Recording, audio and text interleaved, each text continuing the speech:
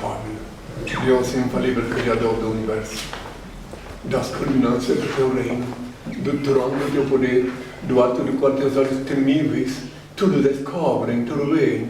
Abençoe teus filhos com saúde, luz e justiça, que tua e toda glória para todo sempre, ó Pai. Agora, meus filhos, que ouvis falar de guerras, rumores de guerras, reino contra reino, nação contra nação, tempestades, terremotos, inundações, pestilências, fomes. Conscientizai-vos, é apenas o princípio das dores que anunciei para anunciar o meu retorno. Eu sou emissário do Pai. Voltei a este mundo para libertar o meu povo do jugo dos falsos religiosos, engodólogos que se diziam teólogos, dos grilhões da idolatria, da fantasia e da mentira. Há uma liberdade, por isso deixo livres os seres que amam. Reconheço o vosso direito de pensar e dizer o que quiserdes, desde que me respeiteis o direito e dever de esclarecer quem sou. Não escolhi ser Cristo, não posso vos obrigar a saber que sou, mas isso não altera a minha realidade. Pensais que é fácil, obediente ao meu Pai, andar indumentado assim, os ignorantes zombando de mim? Ainda que os malignos condenaram Galileu, a terra continua gravitando em torno do sol. O sol brilha, e mesmo que todos duvidassem, ele não deixaria de ser sol. Assim também, ainda que a maioria dos terráqueos não veem quem sou Cristo, continua sendo o mesmo que crucificaram. Não me é facultado abrir a cabeça do nécio com um serrote e introduzir-lhe um bilhetinho dizendo: acorda-te, ignorante, desperta-te, sou eu de Cristo, filho do homem. Bem-aventurados pobres de espírito, o reino dos céus será deles. Bem-aventurados mansos, eles herdarão a terra. Bem-aventurados que choram, eles serão consolados. Bem-aventurados que têm fome e sede de justiça, eles serão saciados. Bem-aventurados pacificadores, eles serão chamados filhos de Deus. Bem-aventurados corações puros, eles verão Deus. Bem-aventurados que são perseguidos por causa da justiça, o reino do céu será deles. Bem-aventurados sereis quando vos insultarem, quando vos perseguirem e quando disserem falsamente contra vós toda sorte de mal por minha causa. Alegrai-vos e exultai, pois é grande a vossa recompensa lá nos céus. Foi assim que perseguiram os profetas que vieram antes de vós. A fazer luz brilha aos olhos dos homens, e quando eles veem as vossas boas obras, rendem glória ao vosso Pai que está nos céus. Não julgueis para não serdes julgados, porque da mesma forma com que julgardes, também vós sereis julgados, e com a medida com que tiverdes medido, também vós sereis medidos. Peça e se vos dará, busque e encontrareis, bate e abrir-se-vos-á, porque todo aquele que pede recebe, que busca encontra, e que bate abrir-se-á. Tardas jamais são as dádivas celestes. Haverá renovação na face da Mãe Terra, que tenham toda a minha paz, que venham as perguntas. É isso, muito boa tarde, boa noite, bom dia a todos que nos assistem, nos ouvem com o nosso BoraCast. Estamos direto aqui, minha gente, da SOUST, que é a sede da Suprema Ordem Universal da Santíssima Trindade, uma escola mística localizada aqui em Brasília, com o grande Henri Cristo. Muito obrigado por nos receber aqui, estamos muito felizes, Henri, em ter... minha paz, sejam bem-vindos. Muito obrigada. Muito obrigado. Meninos, estão felizes de estarem aqui? Eu tô nervosa. Tá nervosa? Eu tô nervosa. Tá nervosa? Eu sempre quis conhecer o Senhor Henri Cristo. Muito prazer estar aqui hoje. Obrigada por nos receber mais uma vez. Sim, são nativos de Brasília mesmo? Isso. Sim. Eu sou de Manaus. É. Manaus, estou há 3 anos aqui trabalhando na comunicação. Eles, a Angélica Sou de daqui. Brasília, nascida e criada. E eu sou do interior de São Paulo, na cidade de Cunha. Interessante. Eu tenho uma lembrança de Manaus. Estive em Manaus em 81 e quando eu cheguei lá, eu anunciei, reuni com jornalistas e marcamos encontro na Praça da Polícia. Sim. Daí, quando cheguei lá, uma lembrança interessante até. Quando cheguei lá, tem um coreto lá. Em cima do coreto estava estacionado uma equipe da igreja farisaica. Estavam preparados lá para, quando eu chegasse, eles pensavam que iam, digamos assim, roubar a cena, como se diz, no teatro, né? Aí eu peguei e disse para a polícia que sabia que eu ia lá, disse: olha, vocês mandam eles remover daí com o sistema de som, ou eles saem daí e deixam o som, ou levam o som, mas eu não quero eles aqui. Daí a polícia pegou, mandou eles sair, que eles tinham planejado se estacionaram aí, porque o plano deles é lá de cima, sei que é de lá, não tem um corredor ainda, mas é lá de cima eles pensavam que iam como traduzir ali embaixo. Aí eu fiz a reunião, me recebeu muito bem, vi momentos muito interessantes em Manaus, inclusive acamparam num sítio lá, tinha um cidadão lá muito amoroso, que me cedeu o sítio dele para mim acampar, assim, me hospedar durante uns dias, enfim. Bom, essa é a imagem que eu tenho de Manaus. Manaus querida, né? Pois é, muito interessante. Andei até de canoa. Canoa? Andou? Isso. Remou? Porque eu tenho uma discípula que Deus já tem em sua santa paz, que ela viveu comigo há quase 40 anos, e que ela veio de Camutama. Camutama, é a cidade da minha avó. E ela morava em Manaus. Quando eu me conheci, eu morava já no Rio de Janeiro. E ela parecia remava com a canoa, com remo. fosse um índio. Lá na rua, no outro lado do rio, e fomos tomar uma guarapa lá. Aí quando voltamos, tinha uma pequena ilhota, ela ia passando, ela remava rápido. Tinha uma pequena, ela tinha uns 54 anos, né? E tinha uma ilhota, e que eu escutei um barulho quando passei pela pequena ilhota, aí vi que um jacaré. Incrível, uma imagem que eu nunca esqueci. Fique à vontade, pode me perguntar. Um beijo ao povo de Manaus, um beijo ao povo de Manaus que nos assiste. Canutama, a terra da minha avó, que esteja com o pai. Onde tem jacaré? Onde tem jacaré, onde tem vários Eu bichos. não vou lá. Tem medo? Eu tenho medo. Eu devolvi ela para a mãe dela aqui nesse cemitério aí. Vocês podem ver na internet, ela vai botar para depois, onde está o dia que eu fui devolver ela para a minha mãe inteira. Uma pessoa muito especial, a mulher mais corajosa que eu conheci no Brasil até hoje foi ela. Olha só. Sem menosprezar as outras. Ela enfrentou o Poder Judiciário do Rio de Janeiro comigo, ela lutou, ela estava comigo em Belém do Pará no ato libertário, enfim, era uma pessoa muito especial que eu jamais esquecerei, que o Senhor a tem em sua santa paz. Mas vamos às perguntas. É muito bom saber essa sua história com Manaus, a nossa terra, minha terra. E agora, deixa eu começar aqui as perguntas. A gente sabe que, né, o senhor é muito conhecido no mundo inteiro, né, por sua história, por ser, né, esse homem corajoso. Agora, como é que essa nova geração, a gente quer saber assim, como é que ela pode chegar até você? Bem, eu tenho 50 e poucos anos de vida pública, fazem mais de 40 que eu pratico o ato libertário em Belém do Pará, e faz mais de 40 que eu digo ao mundo quem sou. Primeiro, no tempo que a web ainda não estava, pelo menos aqui na América Latina, eu percorri toda a América Latina, país por país, falei ao povo nas praças públicas. De alguns fui expulso, como do Paraguai, da Venezuela, mas percorri toda a América Latina. Quando cheguei no México, fiquei há 4 meses, percorri 4 outros estados do México, falei ao povo, enfim, nas universidades, falei na televisão e depois, quando fui para a Europa, também vivi na França durante 7 meses, quando fui expulso da Inglaterra. Adotei. Em todos os lugares me reuni com os jovens da época. Falei na Grande École Polytechnique de Paris, falei em várias universidades, aqui já numa UNB já falei 2 vezes, e em Curitiba em todas. Então eu tento me comunicar com os jovens. Só que os jovens de hoje, eles vão sim, sem saber, promover uma revolução na Terra, sem saber. Os jovens de hoje, eles estão assim, desorientados, porque os sinais do fim deste mundo caótico são cada dia mais evidentes, em consequência da explosão demográfica que salta aos olhos, que culminará com o fim desse mundo caótico. Uma nova geração que vai sobreviver depois da hecatombe nuclear, e esses jovens de agora estão muito, mas muito desorientados. Eu estive na USP de São Paulo, estive na FAO, lidei com os jovens ainda naqueles dias. Eu tenho um discípulo que quer a universidade. Então, estudaram, fizeram. Tem pessoas que estudaram, tem ela que também já foi universitária, e tem outros. Mas os de hoje, então, tem um problema seríssimo, que hoje eu vejo, pelo tanto que eu tenho, eu sou teodidata, eu tenho 3 anos só de escola, na escola pública, e quem me instruiu é meu pai. Eu não tenho, sem ele não sou ninguém, não sei nem falar. Meu Pai, meu Senhor e meu Deus, a minha história é longa, comprida. Entende?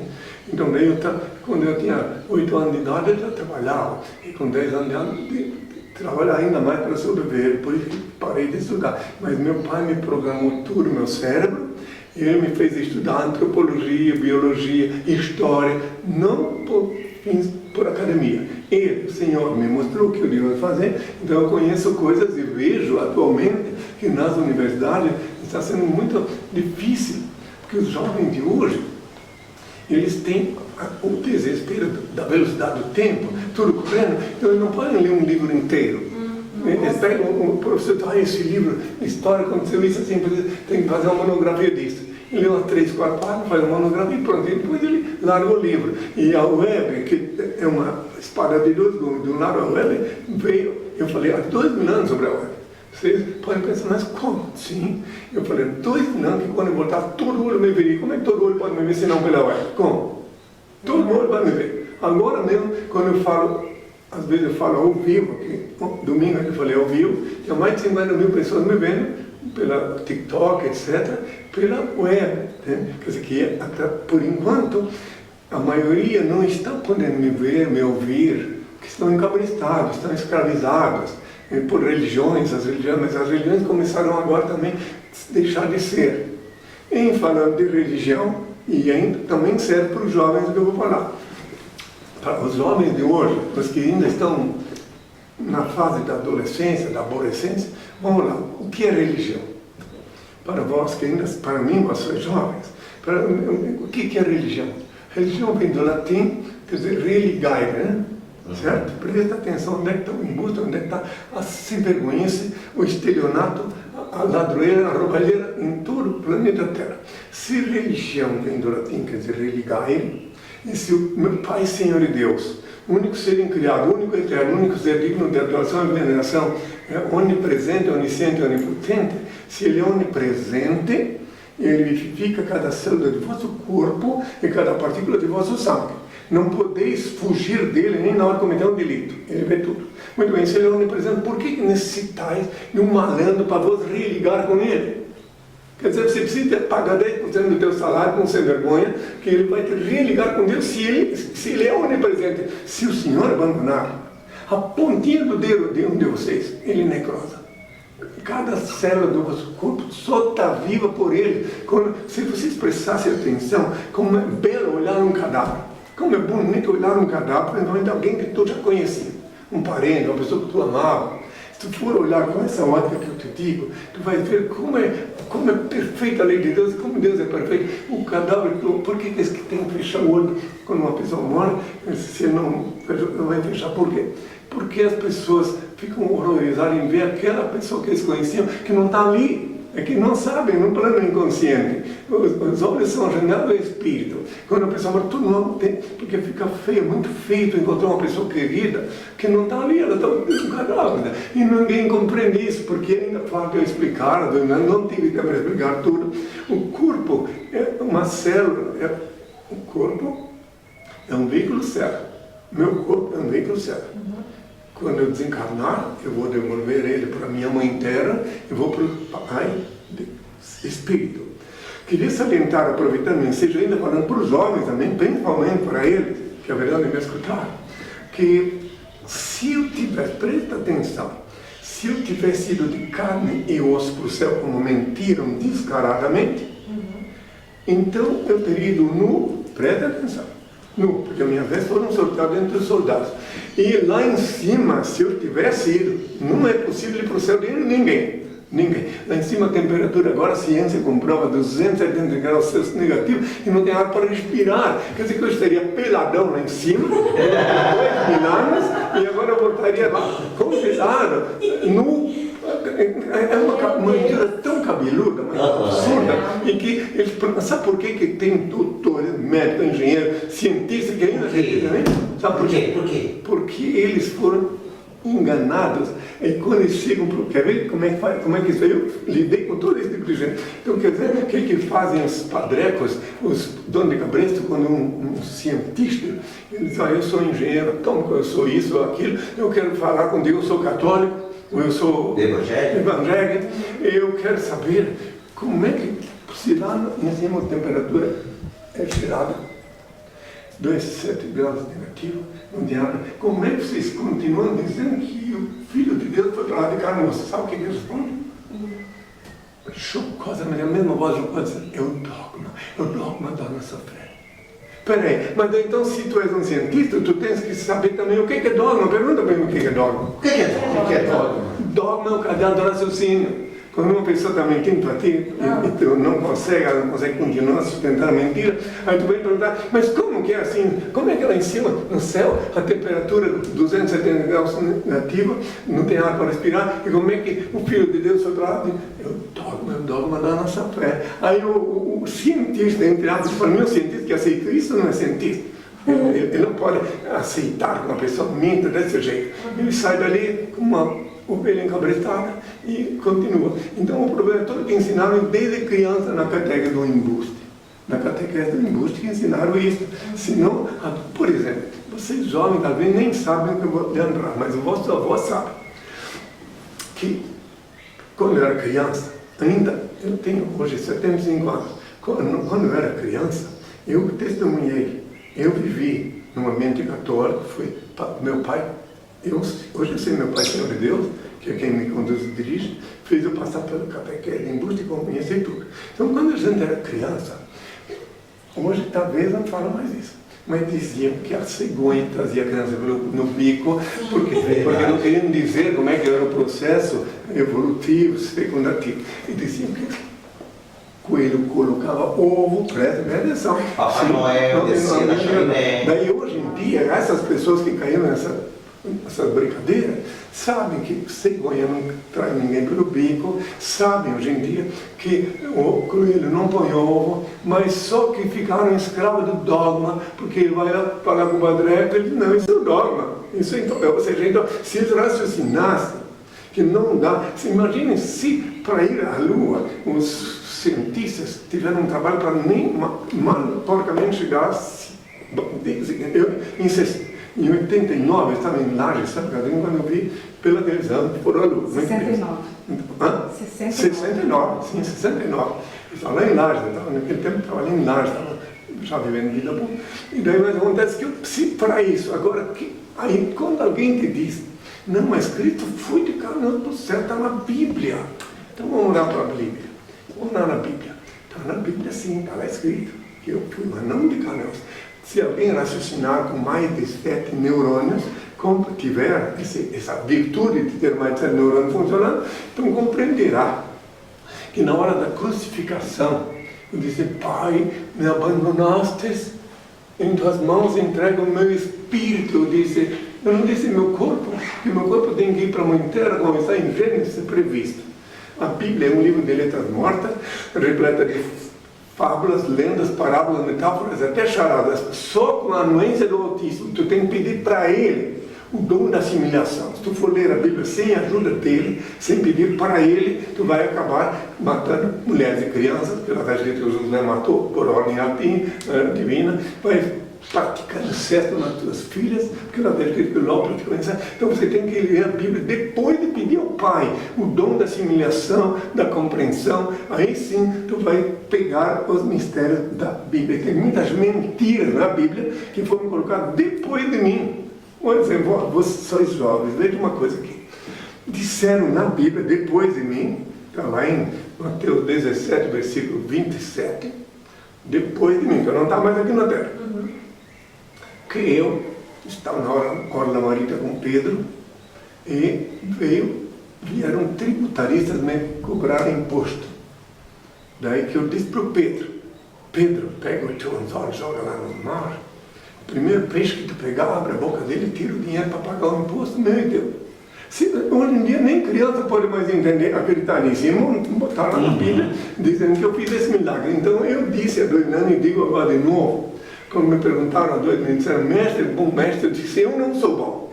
Meu pai é bom, ele é que faz as obras. E a mesma coisa agora, ele fez coisas incríveis já depois que eu estou aqui na terra, mas só não sou eu. eu não tenho poder, ele que me dá o poder. Quando eu fui expulso da Inglaterra, se eu não fizesse muitos sinais na França, eu teria morrido de fome.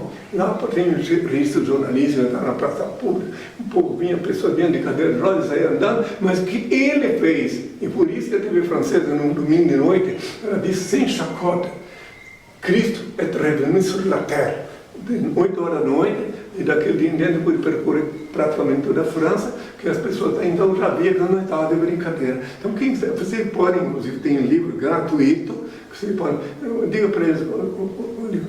No site henricristo.org.br ou henricristo.net, as pessoas podem baixar graciosamente toda a literatura da Soch. Tá. Vocês receberam, Legal. Então, você pode lá ver tudo que eu falei aqui e também o que está lá, para fazer um contraponto contra essas fantasias. Agora, se alguém tem saúde mental, tem mais de 7 neurônios funcionando, ela vai raciocinar, não vai mais se deixar levar pelas mentiras. Tem muitas outras coisas que inventariam, inclusive o Paulo, uma coisa que também vocês deviam considerar.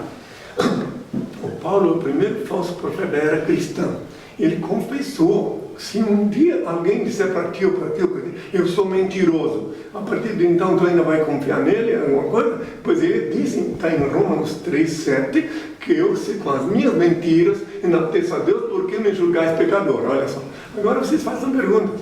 Sim, Angélica, gente, eu tô adorando. Eu tô adorando. Vocês estão gostando, meninas? Eu tô aqui, nossa, eu tô encantada. O Andrei tá calado. Eu tô aqui só admirando só. Admirando, né, Andrei? Angélica, tem pergunta? E falar que o local aqui é muito bonito, a gente foi super bem recepcionado pelas discípulas, pelos discípulos. Muito obrigado, viu, pela recepção de vocês, muito bom. Então pode perguntar. Posso perguntar? Vou perguntar. Em Cristo, a gente sabe que o senhor tem a vida pública aí há muitos anos, né? Vários programas de televisão de grandes sucessos, personalidades do Brasil. Como é que o senhor lida, né? Quando as pessoas lhe chamam de charlatão, quando as pessoas lhe ofendem, quando não acreditam no senhor, como é que o senhor lida com isso? Sabe que a paciência para os outros é como uma roupa para quem sente frio. Realmente o qual tem mais roupa, não sentirás frio. Assim também no momento dos grandes ultrajes, aumenta a tua paciência, a ofensa não chegará na tua alma. Vou aproveitar para ensinar uma coisa para vocês sobre um dia, amanhã ou depois, se você acontece na rua, alguém lhes ofender. Se tu estás passando num prédio, numa rua, e alguém xinga tua mãe, aí diz assim, filha da... Eu chego de volta. Não, aí tu estás... Não pode, né? Aí tu estás reconhecendo que tu és o que ele diz que tu és. Meu Deus! Presta atenção, agora se tu não falar nada, aí quem vê ele falar isso, pensa, olha, esse louco está falando de quem? Entende? Agora se tu olhar para lá, eu tive uma experiência física lá em Curitiba, eu e meus discípulos, fui convidado por um advogado, Maurício Arruda, para ir dar uma entrevista numa rádio do governo. Então, lá em Curitiba, naquele tempo, tem até hoje, mas agora está um pouco diferente, certamente. Tinha umas fiscais de trânsito chamadas tiribas, que se vestiam de verde e tal, certo? Então eu ia atravessar a rua, eu não disse mais vezes, mas como é sério isso aí? Então eu ia atravessar a rua, quando elas estavam ali, perto de mim, e passou um carro dizendo assim, trabalhar tu não queres, né? Eu sei que ele falou pensar em mim. Mas ela aplicou a multa na placa dele, pensando que foi para ela que ele disse, entendeu? E eu passei tranquilamente, eu sabia, mas eu trabalho mais do que ele, do que todos, eu trabalho muito, muito mais. Atualmente a minha condição de preceptor, mas na minha infância eu trabalhei muito. Na minha infância eu trabalhei de padeiro, infância. Porque 3 meses depois eu estava na padaria, disse que eu não podia mais continuar, eu estava precisando muito do pai. Trabalhei de verdureiro, trabalhei de cobrador de ônibus. Eu trabalhei muito na minha infância. Foi só depois dos 21 anos que eu comecei a vida pública. Então eu trabalhei bastante, sim, fui mascate. Eu conheço todos os métiers, inclusive garçom. Então eu trabalhei muito na minha juventude, na minha infância, na minha condição. E eu agradeço ao pai por ter nascido num berço humilde, criado por um casal humilde de camponeses, Porque assim eu pude conhecer desde baixo até tudo, entende? E eu morei, depois disso, morei até em palácio, porque eu fui vivendo em vários lugares na minha vida. No Rio de Janeiro, eu tanto dormi numa favela, como dormi, eu morava no Copacabana, Palácio Nacional, quando eu reunia a mídia. E por último, estive no Rio de Janeiro e com muita satisfação. Dormi muitas noites numa favela, porque eu tinha um discípulo que morava lá, um seguidor meu, e eu dormia lá, né, na casa dele, porque não, era uma casa simples, na favela de São Cristóvão. Né. Conhecem o Rio de Janeiro? Conhecemos. Sim. Eu conheço o Rio de Janeiro em todos os âmbitos. Eu conheço a área média, pobre e rica, tudo. E conheço o Poder Judiciário do Rio de Janeiro também, que eu tive que enfrentar ele em várias instâncias para defender aquela minha discípula amazonense, que eles queriam interditá-la. Ela provou com A mais B, através de psiquiatria, que ela não estava louca, ela estava apenas sabendo quem sou. Inclusive, o senhor foi consultado, né? Sim. As pessoas não estavam acreditando na sua ideologia. E como é que foi essa consulta, né? Porque a gente estava até falando sobre isso, né? Como? Como é que foi essa consulta? Mas eu fui questionar, Isso. Sim, depois do ato libertário, em Belém do Pará. É óbvio que depois do ato libertário, conforme meu pai me avisara, eu fui retido durante 15 dias no presídio de São José. Foi meu descanso depois de muito tempo trabalhando. E lá no presídio de São José, o Poder Judiciário nomeou uma junta psiquiátrica para me examinar. Tem até foto no corredor do mídia, tem até foto, tudo. Deve ter aí nesse jornal. Eles ganharam, Tá, manda para ele. Então eu estava, e o psiquiatra, o Dr. Nerival Barros, que comandou essa operação, ele disse que nem no dia do juízo final não podia dar um parecer sobre mim, que limitou-se a dizer que eu atuo numa esfera superior, que eu sou superdotado. E eu fiquei 15 dias na prisão, vocês iam ver, olhar os jornais da época, para ver que os 17 advogados vieram se oferecer para me defender, eu não aceitei nenhum. Está lá escrito, se eu não dependo de advogado, e saí da prisão sem depender de advogado, doutor Sandro Rocha, como é? Jaime dos Santos Rocha. Jaime dos Santos Rocha. Agora não lembro bem o nome, mas enfim, o juiz Jaime. disse, quando eu cheguei, fui levar lá, Coronel Bahia, que era o diretor, me levou pessoalmente lá, ele disse, eu não te crucifiquei como Pilatos, ele disse, e me interrogou longamente, antes de me liberar, ele disse para mim, quando eu fui pedir para ir no banheiro, levar o rosto, está muito quente, lá é quente, aí ele, do lado de fora, com um papel ofício, amassado, assim, minha toalha, não tem uma toalha limpa, tinha frente agora, me deu frente agora, nunca esqueço desse momento. Doutor Jaime dos Santos Rocha, agora lembrei. Então eu passei por isso aí, eu tenho aqui em Brasília um amigo, um filho do coração, que exerce essa profissão também, que é psiquiatra, médico, psiquiatra, etc. E também tem outros que vêm de São Paulo me visitar, entende? E teve um lá em São Paulo que disse que colocava cada vez no diagnóstico dos pacientes dele um panfleto para eles saberem onde estou. Então aí é o restante, o que mais? A gente aqui fica se perguntando, né? O Henrique Cristo tem... na verdade, muitas pessoas às vezes não sabem onde o senhor está. Brasília, ele considera Nova Jerusalém. É isso, doutor? Sim, é o seguinte. Como é que é isso? Quando eu cheguei aqui em Brasília, em 1980, a primeira vez, eu vim, quando que eu fui expulso da Venezuela, desalguei no Rio de Janeiro, de lá eu vim para cá em fevereiro de 80, quando era o Carnaval. Cheguei no Hotel das Américas, cheguei no rodoviário ali, direto para o Hotel das Américas. Quando eu abri a janela do Hotel das Américas, ninguém é obrigado a querer. Quem tem mais de 7 anos não vai raciocinar antes de me julgar. O senhor me mostrou, mandou abrir a janela de manhã, disse assim, eis que aqui é Nova Jerusalém.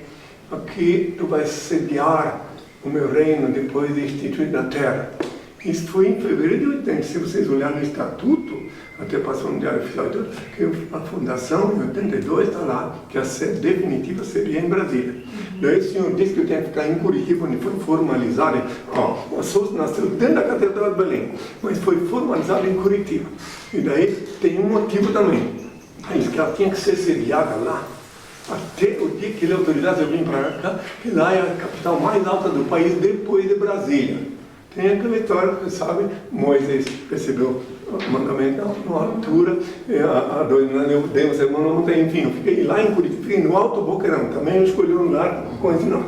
Daí, quando o Poder Judiciário, que durante 10 anos tinha um processo de falsidade ideológica contra mim durante 10 anos, e o Poder Judiciário reconheceu oficialmente, no dia 24 de outubro do ano 2000, que eu sou Henrique Cristo. Então, meu pai disse, agora está na hora de começar a transferência para cá. E foi desde 2000 anos, fui pesquisar o que tudo, até eu chegar aqui. 2006, sim. 2006.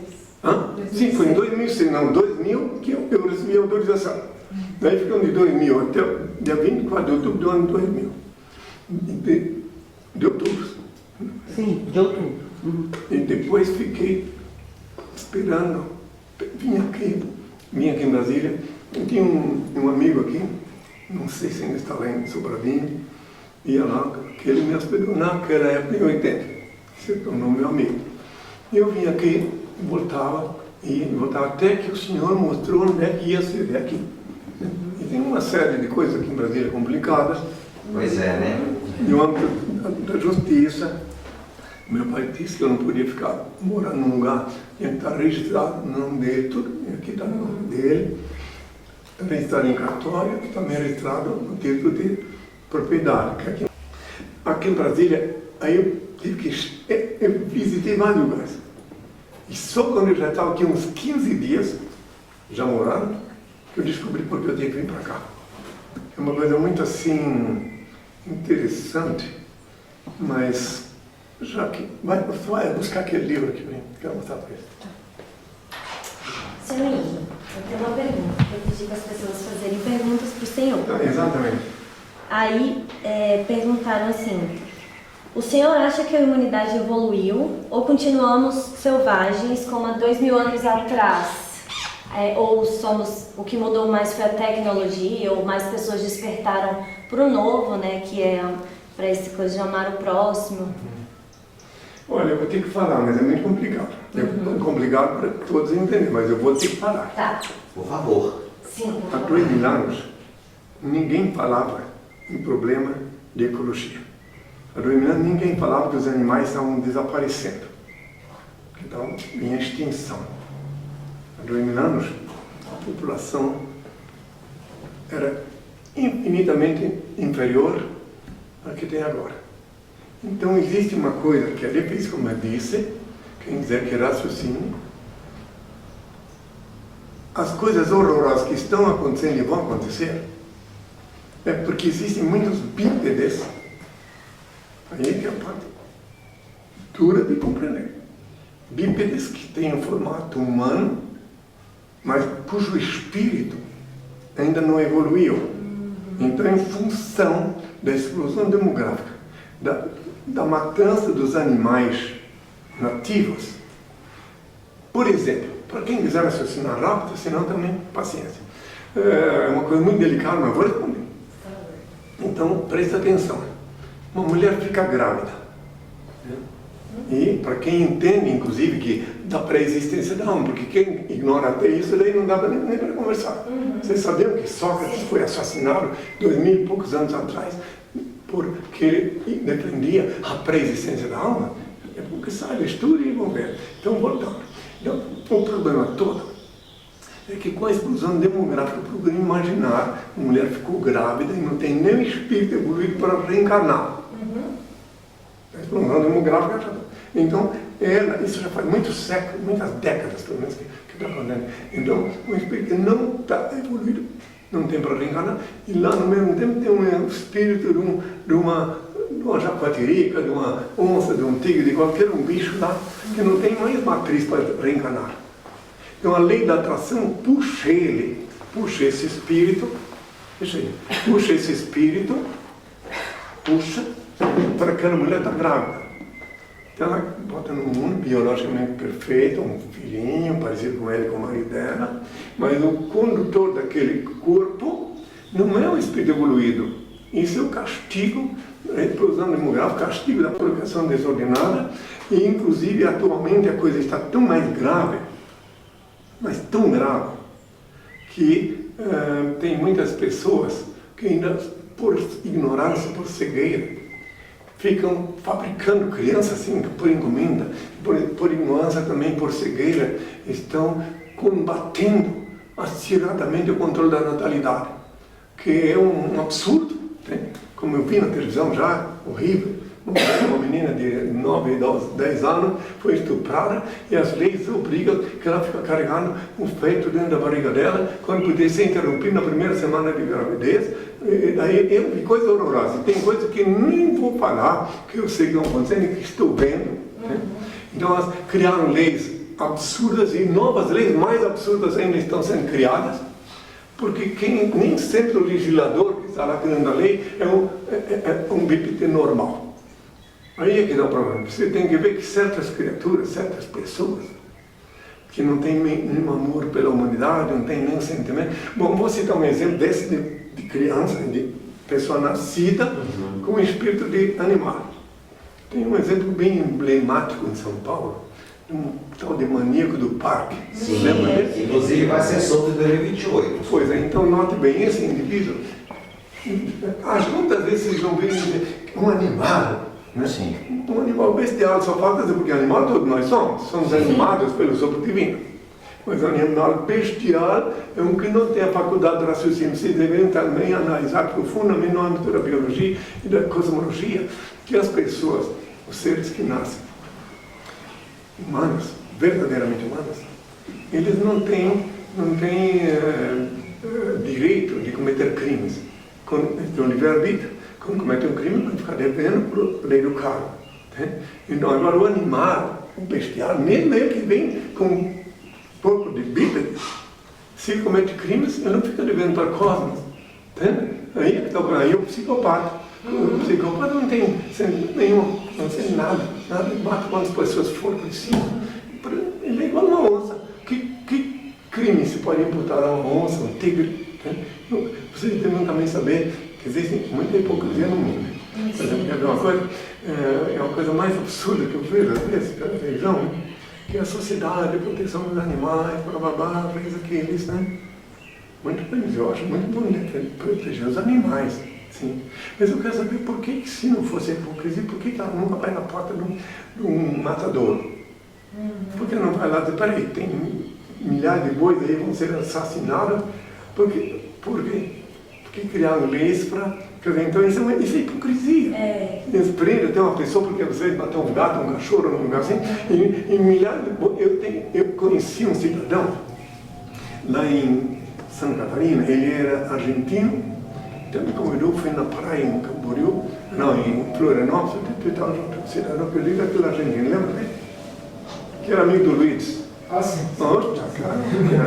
Então, ele está toda a memória. O que ele falou, esse cidadão?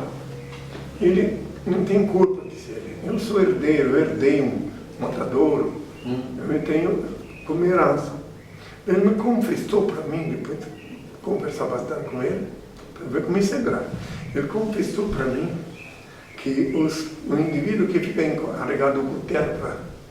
Você tem que assistir o filme A Carne é Fraca? Eu já vi, virei vegetariana depois disso. Então o indivíduo que fica ali com o cutelo, ele disse que, cara, no máximo um ano tinha que mudar esse indivíduo.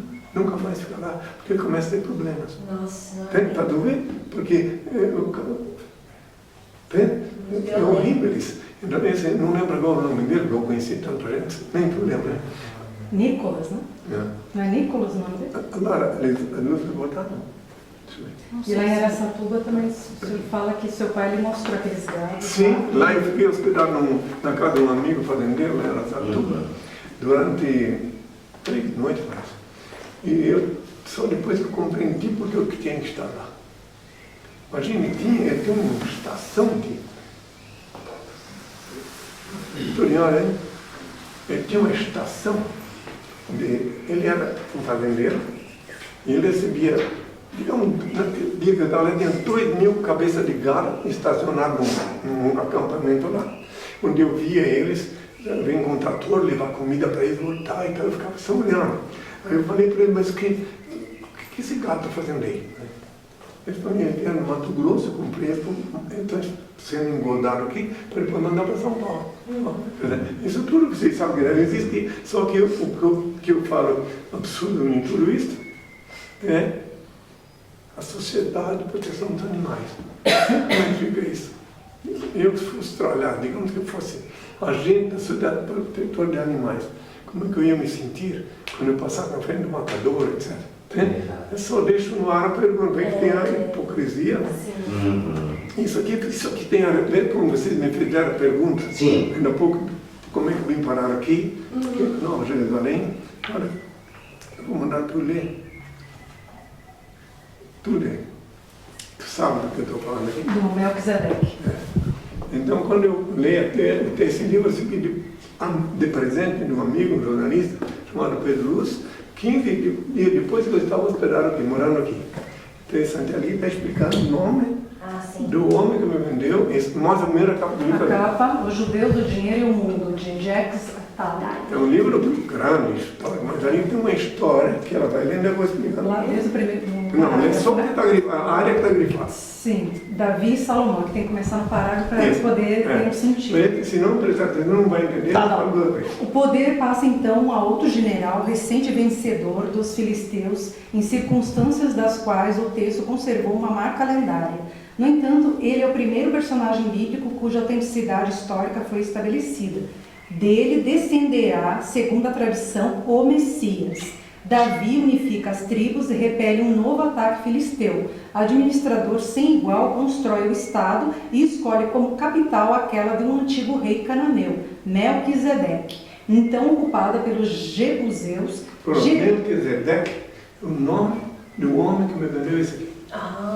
Isso é um assunto minerário. E quando eu vi o significado aqui, É que só que esse menino aí, meu filho, ficou vinculado e cantou, escondeu ele. Na hora também que eu tenho que prestar isso aqui. Aí, É só finalizar a parte de Jerusalém. Jerusalém, cujo nome significa cidade da paz. Isso. Então finaliza aqui. Então, assim, aí, antigamente, na Jerusalém antiga, ninguém é obrigado a crer nem compreender. Quando eu tinha uma outra encarnação, que era lá com Davi, então, esse Melquisedeque me colocou lá naquele lugar, aí que me deu lá, e agora ele me trouxe aqui. Eu me despedi dele quando ele desencarnou, ele veio aqui, depois que claro, o meu negócio não foi com ele, foi uma imobiliária. Só que ele veio aqui, falei com ele mais uma vez, e vi que ele só 15 dias depois que eu já estava morando aqui, que o Pedro me trouxe esse livro de presente. Lembra? Eu queria fazer uma pergunta ao Henrique. Como é que as pessoas fazem para poder virar um discípulo do Henrique Cristo? É complicado. É complicado, porque presta atenção. A gente pode ser um discípulo seu, Henrique? Ou não? Para se tornar discípulo dele, Somos um pecador. seria o co-discípulo que seria os beneméritos, que, por exemplo, um homem casado, tem filho, não pode ter discípulo, mas não pode ser discípulo, tem que cuidar do filho. Tem que cuidar do filho. Cuidado, filho. Gracinha, né? Vai lá, deixa o filho, você entregou a teteia, né? Vai lá, o filho vai se esconder aqui dentro. Não, tem que cuidar. Entendeu? Então, para ser discípulo, tem que nascer para isso. É uma coisa que Deus dá. Missão diária. Quero salientar que eu, por exemplo, não estou em busca, pois eu estou todos esses anos, não tenho muitos comigo, não estou em busca de ninguém, não quero nada, não quero ninguém, eu obedeço meu pai, só quero o que ele me dá. Não tenho medo de nada, não tenho medo de nada. Não tenho. Vocês podem ter, eu não tenho medo de nada. Passei por vários países, fui preso. Só em Paris eu fui detido 3 vezes numa noite. Depois foi a cidade que me amou mais, tá? 3 vezes numa noite eu fui detido, numa noite. Daí, sim, aí eu não vou contar o detalhe, mas foi 3 vezes depois daquele. C'est pas possible, je ne peux pas croire que Cristo retornou sobre a terra, dizendo depois de pedir desculpa. Em Mônaco, quando eu fui a Mônaco, direto do hotel, quando fui tentar me juntar com o povo na praça. Capital de Monte Carlo, não sei se vocês já viram falar. Então daí, estando lá, a polícia veio me recolher. Não deu tempo de falar com o público. Denunciaram que tinha um louco lá, disseram. Daí, cheguei na delegacia, fui interrogado diretamente pelo delegado. Me entregou detalhadamente, até interessante, até está no livro isso aí. Assim, no final, quando ele foi me perguntando, foi respondendo para ele tudo a contento, no final disse assim, se está possível, se tu se Cristo, e aí se penei nesse amigo, só os amigos dele, que são os funcionários. Fui lá, abençoei eles, me levou até o Hotel França, me dá hospedagem de volta. Aí meu pai disse que eu já tinha terminado minha missão naquela cidade, uma cidade diferente, um país diferente, uma cidade-país. Um lugar onde, segundo, naquela época, não tinha tributação. Viviam só do cassino. Certo? É uma cidade diferente. E eu voltei daí para a França, que é um país, mas fala francês. Para mim foi como se fosse França. Para mim, eu mudar de país, eu sei que vocês, quando atravessam uma fronteira para outra, ou no passaporte, vocês sentam, para mim é sempre o mesmo, eu estava sempre pisando na minha mãe terra, onde quer que eu estivesse. Por isso que no México, eu fui, no México falei até numa igreja no México, depois meu pai disse que nunca mais. Como estava falando na igreja, em Guadalajara. E daí depois ele disse, não, nunca mais. Eu comecei a falar, já que falei, né? Então, descrever rapidamente como é que foi. Eu estava hospedado num hotel e sempre o garçom vinha falar, eu sempre me acostumei, mesmo quando eu morava no Copacabana Palace, mesmo quando eu morava no hotel, eu sempre fiz amizade com os funcionários, sempre. Outra hora eu já também fui. Então, lá o garçom vinha falar comigo, de novo, que ele queria que eu fosse na igreja dele. Não posso ir. Tu é na igreja, tu és fariseu e tal. Não, mas lá é diferente, etc. Aquele um dia eu disse, então se tu queres que eu vou na tua igreja, queria ver eu falando. Então tu fala, se alguém de lá, um pastor, diretor, vier me buscar aqui, daí eu aceito que ele venha me buscar. Eu já tinha visto muitas coisas aqui no Brasil, já tinha tido muitas discussões com o dono de cabresto, é muito difícil. Tá bom, daí o cara veio. Depois de tanta insistência dele, veio lá, eu perguntei para ele que ele podia ir lá falar no povo e tal. Bom, foi. Quando cheguei lá, era uma igreja grande, 5.000 pessoas. E eu pensei, poxa, chegou um momento que eu até pensei que aquelas 5.000 pessoas iam ter liberdade de me escutar. Caminhei em direção a um tal de, o que chamam de púlpito, era altar agora, eu chamo de altar. E daí eu cheguei lá, quando eu cheguei lá estava escrito assim, tinha uma cruz nua, mostrei que não tinha nenhuma estátua. E estava escrito ali embaixo de Jeová e tal. Aí tudo bem. Me posicionei lá, invoquei o Senhor e comecei a falar. Eu fui falando, foram oferecer um sermão sobre o fim do mundo. Quando eu estava falando uns 3, 4 minutos, eu fui escutando as pessoas dizendo, Jesus Cristo.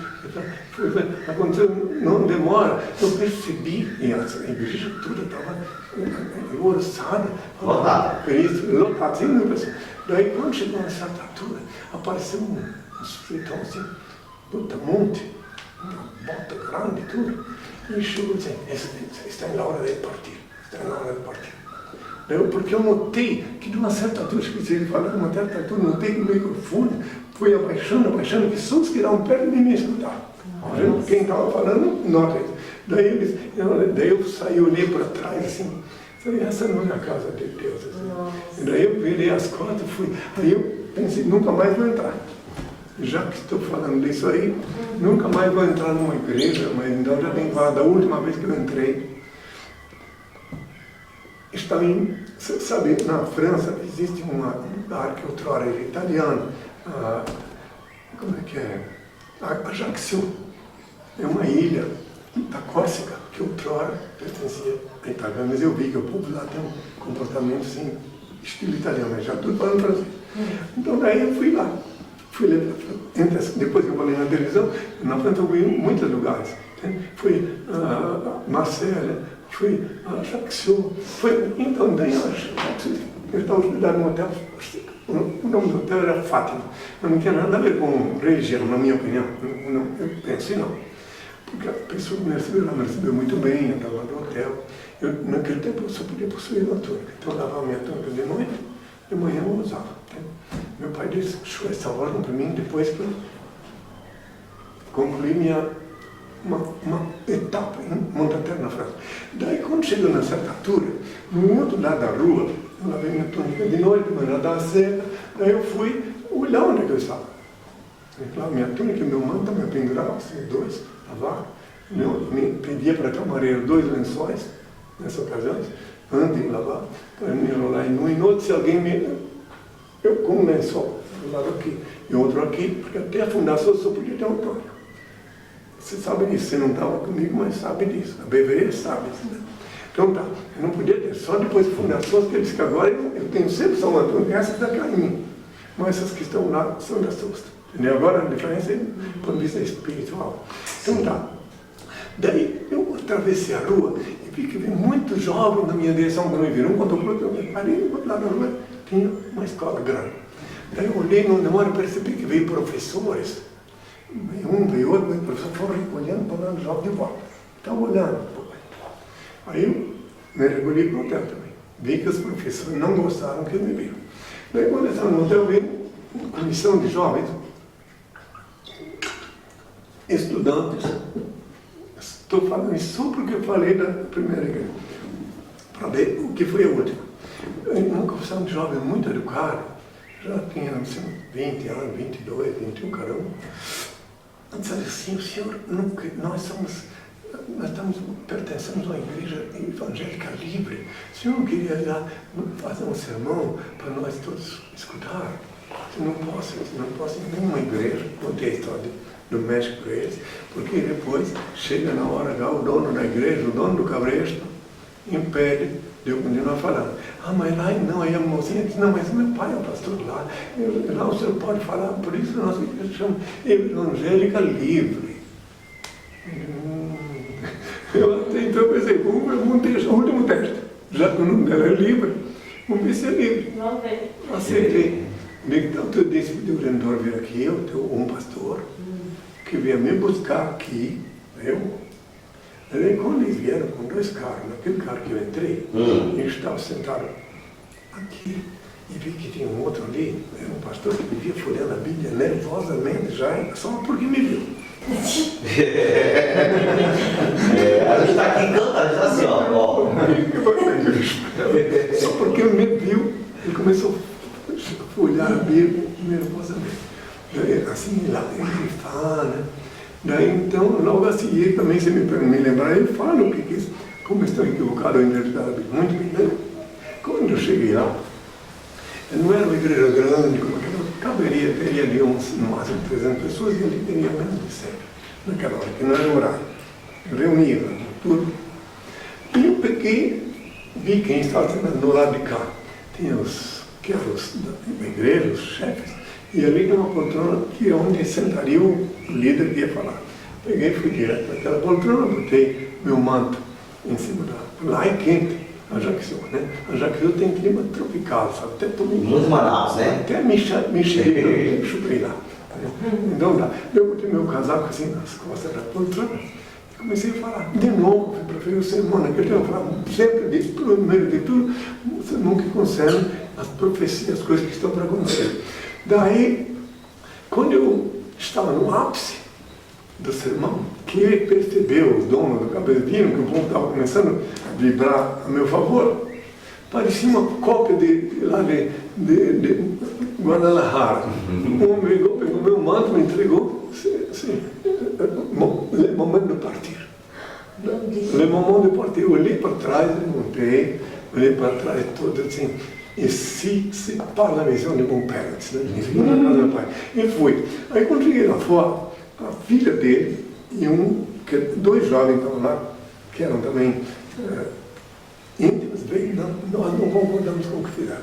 Nós lhes levamos de volta para o hotel, querendo que o senhor lhes fale mais. Então só sobrou eles, os jovens, e daí eu falei com eles, expliquei o que eles queriam saber e tudo, mas eu vi mais uma vez que o dono do cabresto é que não parei. Então eu quero explicar para vocês quando acontece que eu apareço em público, tive longos debates aqui, no Paraná, passei por todas as universidades lá, como convidado, e debate na televisão, você pode ver na internet.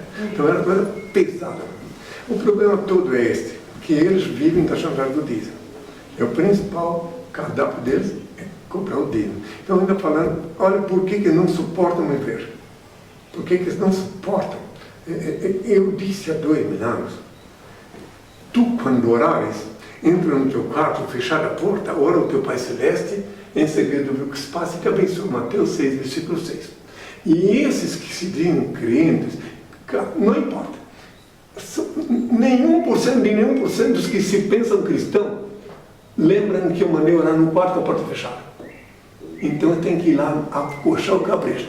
Então o dono do cabresto fica com muita revolta contra mim, porque depois que eles entendem que eu não sou religioso, eu sou filósofo da liberdade consciencial, eles se dizem religiosos que é, dogmaticamente falando, charlatães. Eles sim. Agora, eles são contra mim, porque eu ensino a eles a falar com Deus sem pagar.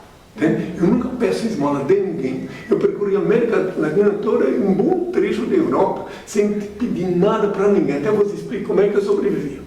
E daí onde que eles veem que a minha aparência, a minha presença aqui, falando que é para dar de graça, que de graça recebeste, e que não pode chantagear o dízimo, só pode gerar ódio, porque eles montaram em cima disso, da chantagem do dízimo, do comércio de sacramento, o lucro deles.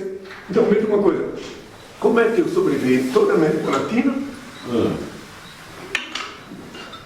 Eu me sinto muito feliz de poder explicar como é que eu sobrevivi. Né? E quando eu falo isso, eles ficam com raiva ainda. Porque eu, na América Latina, estou na Europa. Onde é que eu estive? Aqui no Brasil também. Quem for ver minha história completa vai compreender melhor. Eu chegava numa cidade, por exemplo, quando eu cheguei, eu saí depois do jejum. Antes do jejum, eu era consultor metafísico. Eu falava em mídia e tudo. Eu recebia pessoas a me consultar problemas pessoais. Mas depois do jejum de Santiago do Chile, cada lugar que eu chegava, me perguntavam para mim, falava na praça pública, me perguntavam onde é que eu vim, como é que eu vim até quando eles viam que eu não pedia nada, não mandava passar sacola, nada. Daí eles perguntaram, até chegar aqui, os vossos irmãos do último país que eu estive, também me fizeram essa pergunta. E eu lhes disse que quando eu tenho que viajar para outro país, os filhos que sabem quem sou se reúnem e compram minha passagem para outro país. Assim eu percorri toda a América Latina. E daí, mas quando cheguei em Panamá, aconteceu um fenômeno muito interessante. Apareceu uma mulher lá, Helena Cardelin, que Deus a tenha em sua santa paz, que ela me facilitou a velocidade da minha peregrinação. Ela me deu um boleto de passagens aéreas que me levava até, para eu ir até a Europa. Que Deus tem sua santa paz, Helena Delin, que ela era dona do Hotel Lux, onde eu estudei em Panamá. Né? Então ela disse para mim que já que ela queria me seguir, eu não podia, mas que ela queria me ajudar. Ela tinha câncer lá nos Países Baixos, e o Senhor pensou, por isso que ela acordou, né? Daí então ela disse para mim, e eu, de toda a América Latina, então depois do Panamá, pude viajar mais rápido, porque eu tinha um boleto de passagem que ela me dava, eu só tinha que responder pelo hotel, as coisas, um pacote de passagem.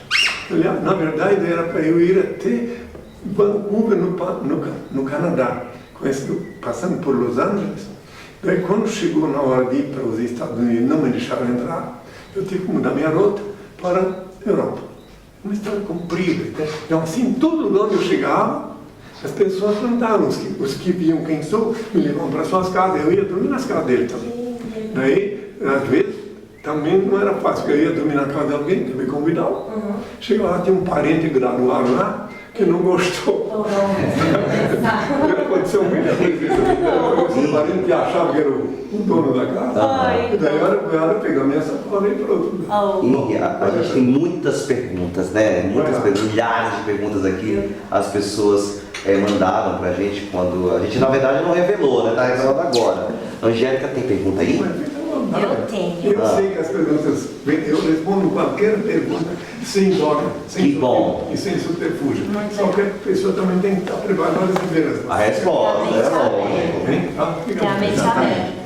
Então, eu queria perguntar, que eu gosto muito dessa coisa de ufologia, extraterrestres e tudo mais. E eu até estava conversando aqui antes, eu acredito muito que nós somos extraterrestres, que nós viemos de outros lugares, não sei, mistura com outras raças. E eu queria saber se existe outros seres mais evoluídos que moram em outros planetas, em outras estrelas. Já entendi tudo. Isso. Primeiro entender bem que eu, por exemplo, ninguém é obrigado a compreender, nem crer. Mas se existe essa extraterrestre, eu estou. Sim. Eu não sou desse mundo. Estou aqui só para cumprir a vontade do meu pai. Um dia eu vou devolver meu corpo para a mãe terra e volto para o pai. Mas outro tipo de extraterrestre eu não conheço, não existe. As razões da lógica. Tem que ser lógica. Para mim tudo tem que ter uma lógica. Tudo. Certo. Se fugir da lógica, pode chegar no âmbito do transcendental, mas tem que ter uma lógica de novo no âmbito do transcendental. Tudo tem que ter um significado. Não existe nada que possa, sem significado, como agora já estão dizendo que a Terra é plana. Né? Isso aí, o Galileu deve ter até uma dor de barriga lá onde ele está. Lembra que não assassinaram aí, né? Então, muito bem. Então, a lógica. Terráqueos só existe na Terra, na Mãe Terra. Por isso que nós somos terráqueos. Nosso corpo é da Mãe Terra. Nosso espírito vai para o Pai de volta. Se tiver muito pecado, fica aqui na Terra com um estado de alma penada. Mas na hora que ficar leve, volta para a origem. Como todos os animais vão, quando matam um cachorro, seja o que for, quem anima, não pense que são só os humanos que são animados pelo sopro divino. Todos os seres que morrem. Então o cachorro morre, o espírito dele vai para a origem. Agora, a diferença entre o cachorro e o humano é que ele não tem obrigação de, não tem o livre-arbítrio que nós temos. E tem acima do espírito dele, nós temos a alma. É uma coisa quase indissociável. Então daí, extraterrestre, eu vou te dar um exemplo, já que tu és jovem, talvez nem sabe de quem eu vou falar. Mas em Curitiba, capital do estado do Paraná, onde eu fui sediado 24 anos, tinha um cidadão chamado Rafael Cury. Eu dei pesquisar depois. Ele viveu umas décadas como presidente dos OVNIs do Brasil, de todo o Brasil. Ele vivia disso, debateu comigo na televisão lá, pode ver, até tem debate que eu desmascarei no ar. Daí então, pode ver, está lá guardado no YouTube. Não foi eu que guardei, foi alguém guardou. E daí então, o OVNIs, que são os tais de extraterrestres, né? As naves. Pois é, acontece que as naves existem, só que foi feita aqui na Terra. Acredito. Aí é que está. Olha, aí que está pegadinho. As naves existem, eu vi em La Paz, na Bolívia, eu tive acampado um dia e eu vi, pessoalmente, uma coisa chocante. Estava eu, Pedro Cáceres, Cristi Cáceres, Fernando Cáceres, eles sempre me levavam, eles eram o dono do hotel que eu hospedava, o Hotel Glória, me levavam nos finais de semana fazer um passeio, assim, para conhecer La Paz. Mesmo uma amizade nasceu. Ele era o gerente do hotel, e o genitor dele, o Guilherme, era o dono. A mãe dele era Glória, por isso que o nome do hotel era Glória Cáceres. Então, uma certa feita, porque La Paz, quem não foi lá não sabe, mas lá, para não ver, mas um lado de La Paz é só neve, pode ver assim, neve. Tem dá para acampar, é incrível. Quando cheguei lá de avião, levei assim um choque, achei fantástico. Muito bem, nós fomos lá, estamos antes de ir para lá. Já que você fez a pergunta, eu não gosto de responder isso, que é cansativo, mas tem que responder inteiro ou não responder. Pode responder. Então, quando a gente chegou lá, final de tarde, reunia o Pedro Cáceres, que o Pedro Cáceres e a Cristi Cáceres moravam no hotel mesmo, ele era o diretor. E eles estudaram em Harvard, eram pessoas que estudaram, né? E então nasceu uma amizade entre nós. Cada final de semana a gente ia para um lugar. Então eles disseram, nós vamos acampar agora num lugar fantástico. Primeiro me levaram na neve, um outro sábado, vamos acampar num lugar maravilhoso, uma colina aqui na Paz, fantástico. Então, o Fernando Cáceres ia junto, porque era o irmão mais novo, mas ele não gostava de mim, ele ia na mara, porque eu não permitia que ele fumasse dentro do Land Rover, eu não sou contra que pode fumar, mas longe de mim, não dá, para mim não dá certo. Daí ele ia com raiva de mim, mas como é que pode? Não, aqui dentro não pode. Então ele era mais jovem. E daí a gente parou num lugar, eles foram colher, tem um lugar, assim, uma marcenaria, onde eles iam colher retalho de madeira, para fazer uma fogueira lá em cima, a gente ia ficar, porque vem frio. Eles colhiam retalho, levavam uma Land Rover, sabe? Então daí Ele também ficou, tudo ele implicava comigo, Fernando, mas tudo bem. Carregar madeira, tudo, né? E eu apenas ficava na porta, segurando e tal. Mas eu também carregasse, mas enfim, eu não tinha obrigação, eu fui convidado. Muito bem. Estou contando esses detalhes também para você ver que é interessante. Né? E eles foram, Pedro Cáceres, Cristi Cáceres e Fernando, fizeram uma barraca bem grande só para eles. E uma para mim. Daí eles eram Pedro, Fernando, Cristi e mais o cachorro e gato. Eram 5 passageiros. Né? E eles tinham esse hábito. Né? E daí eu, na outra barraca. Daí quando chegou uma certa altura da noite, lá pelas 9 e pouco da noite, já tinha todo mundo acampado, arrumado, feito a fogueira. Né? E eu estava lá na minha barraca e eles aqui. Quando eles vieram e começaram a olhar, eu estava na barraca ainda, começaram a olhar onde tinha umas estrelas assim, muito nítidas, uma noite bem. Eles começaram a olhar para aquelas estrelas e eles começaram a perceber que tinha uma no meio delas que piscava diferente das outras. Que era maior, piscava, me chamaram para ver. Eu falei, o que é isso? Espera aí. Uma estrela no meio das nuvens, bem lá longe, mas dá para ver, uma noite especial. Daí eu fiquei olhando, eu não sei, eu não vou explicar porque eles queriam que eu explicasse o que era aquele fenômeno. Eu não sei, isso aí não é isso. Nisto, aquela estrela grande pegou, foi para trás, sumiu, ficou só as outras.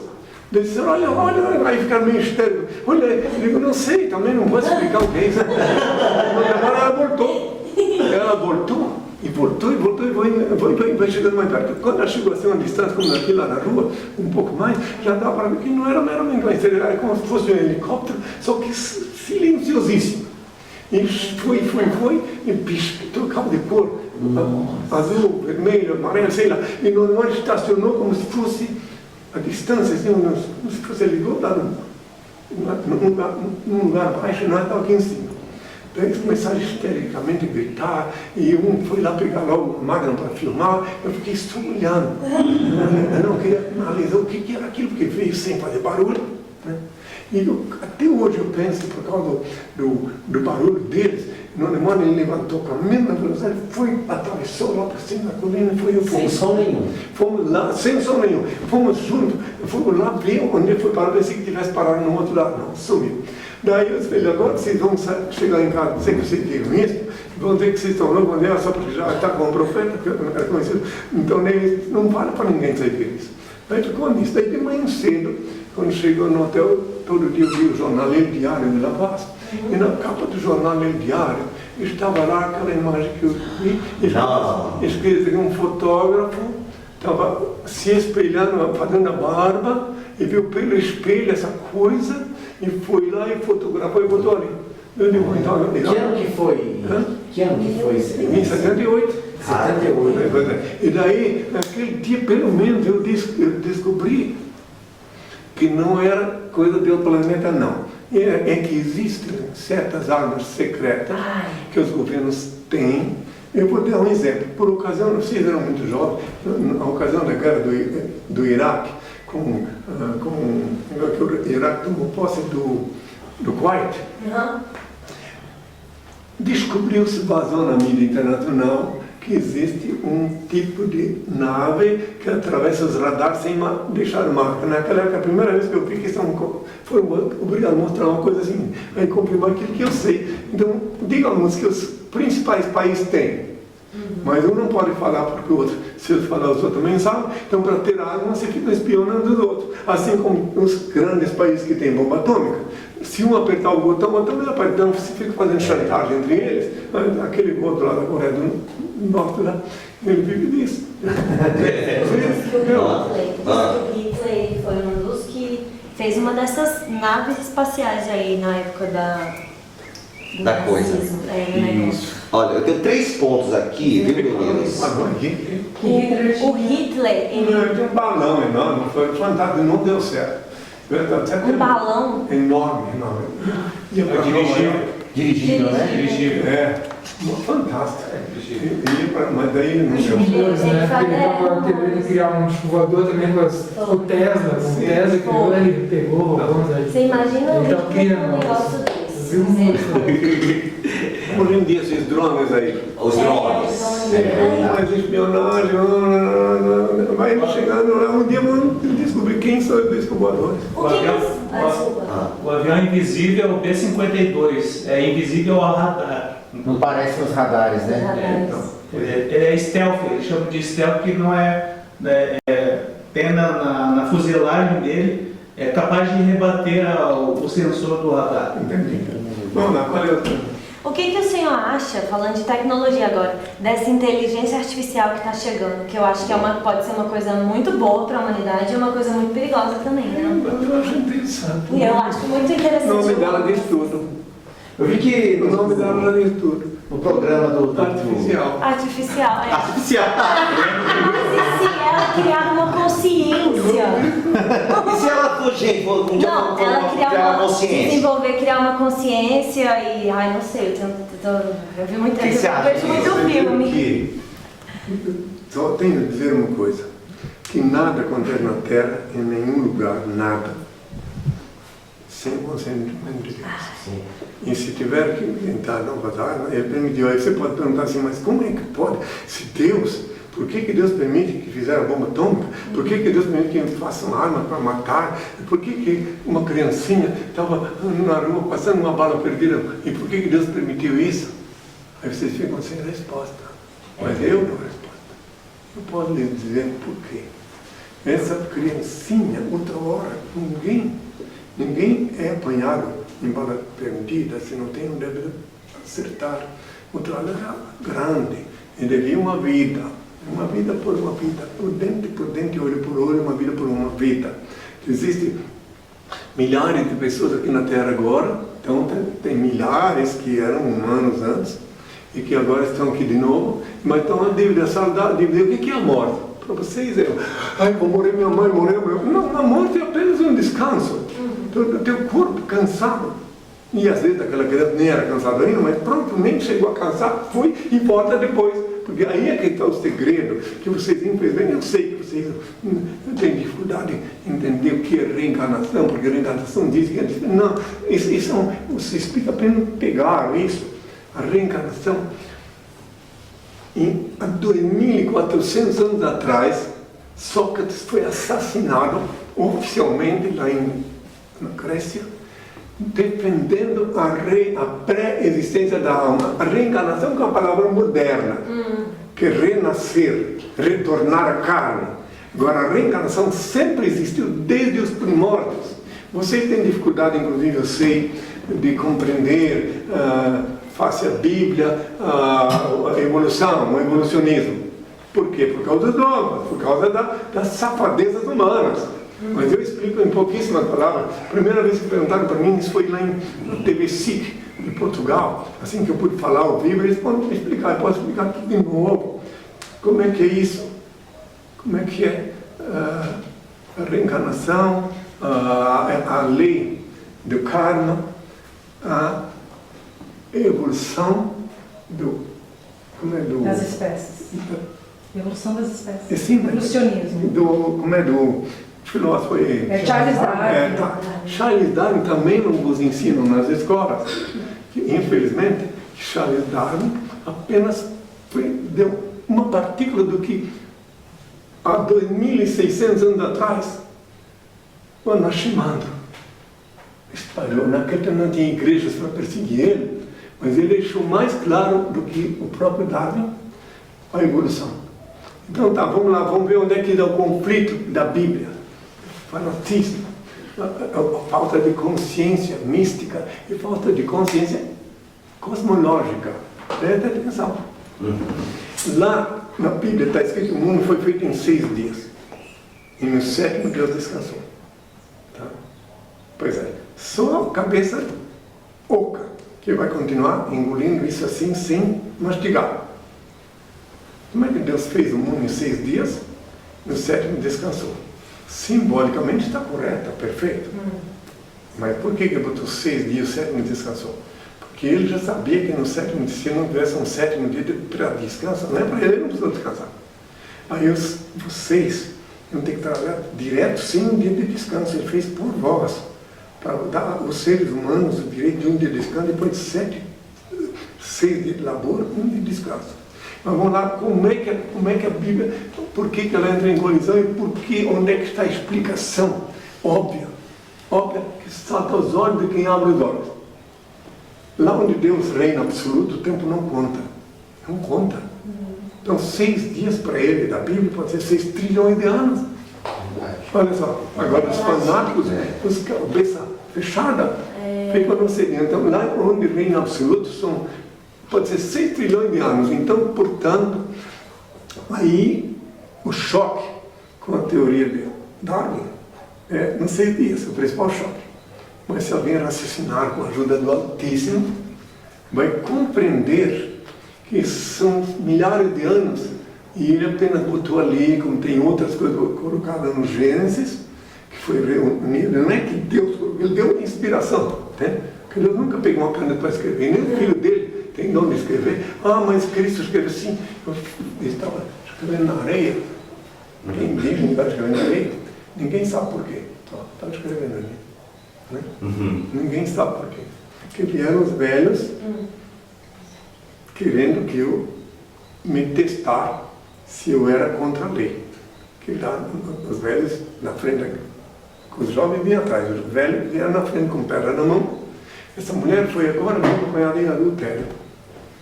Porque a lei diz que nós apedrejamos essas. Que diz tu não. Eu vi o ódio nos olhos deles todos, que me odiavam, por isso vieram com essa armadilha para vir me pegar. Eu usei a brecha da lei, várias vezes, não só aquela vez. Mas assim, eu não querendo olhar o olho deles, me agachei, deixei pensar que eu estava escrevendo, riscar no chão.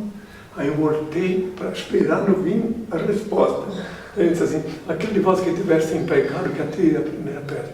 Os jovens estavam com o pé na mão porque viram os velhos. Mas os velhos que queriam matar, porque ela não deu confiança para eles. Entendeu? Agora, esse era o problema. Então, tem várias vezes na Bíblia que vieram então uma armadilha para mim, e Deus me inspirava, como a história da moeda de César. Deus sempre me inspirava e eu usava a brecha da lei, né? Conforme a inspiração que Deus me dava. Então, quer dizer, não sei se lembra da... Você conhece a espada da Bíblia? Não, né? Não. Você jovem não conhece. A Bíblia? Ele conhece um pouquinho. Pois é, que trouxeram uma moeda para mim, o que eles queriam de mim? Vai lembrar que eu vou falar para eles uma coisa importante para os jovens, que sobre amar o próximo como a si mesmo. Sim. Vai lembrar? Então, muito bem. Então, daí, onde é que eu estava agora? A moeda. A moeda. Então, a moeda. Traz a moeda. Traz a moeda e diz para mim, é lícito. Olha bem o termo, é lícito dar tributo a César? É lícito dar tributo a César? Olha bem o que eles queriam. Vocês também não sabem, eles queriam ver se eu dissesse que não era, daí eles iam me prender. Daí porque nós indo contra o César, certo? E se eu dissesse que era lícito, daí os judeus iam aumentar mais ódio contra mim também. Porque eu tinha que usar a brecha da lei, que só Deus me inspirou. Assim, quem é que está na efígie? César.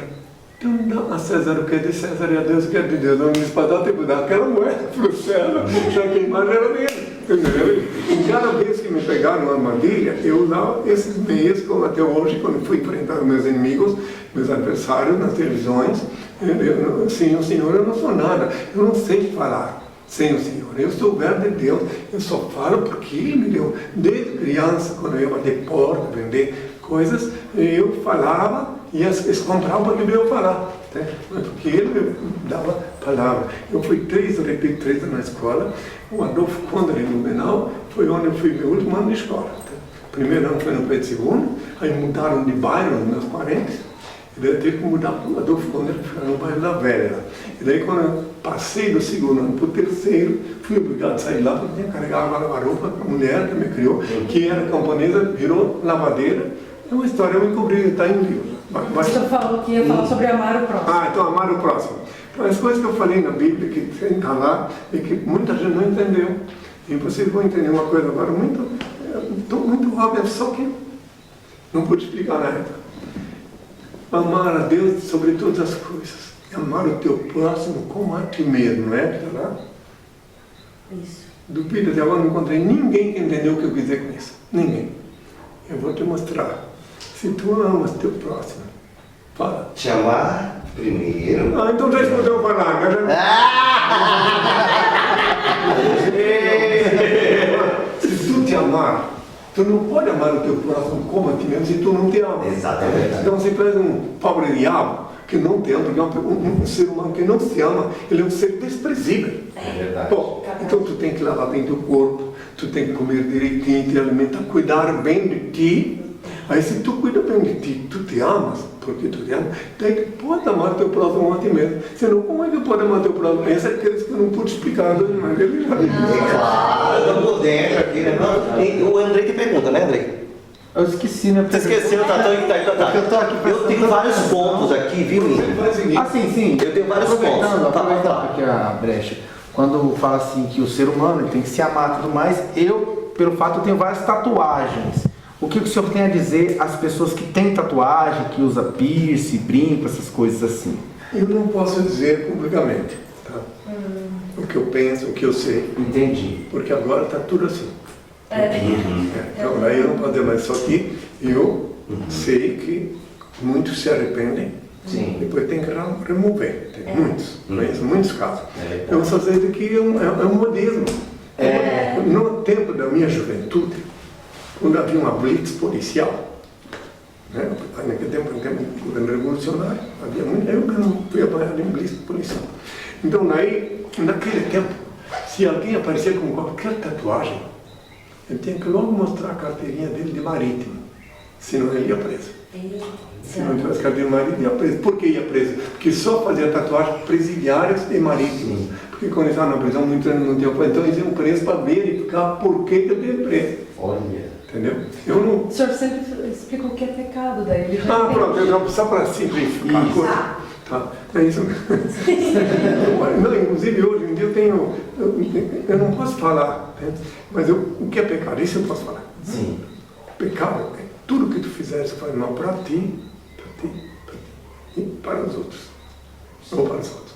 Tudo que fizeres que não faz mal para ti, nem para os outros, daí não é pecado. Olha aí, ó. Tudo que tu faz, pode fazer o que tu quiser, não faz mal. Aí tu tem que ver, fumar é pecado, faz mal para os teus. Porque vai te Então, matar. né? E também os outros.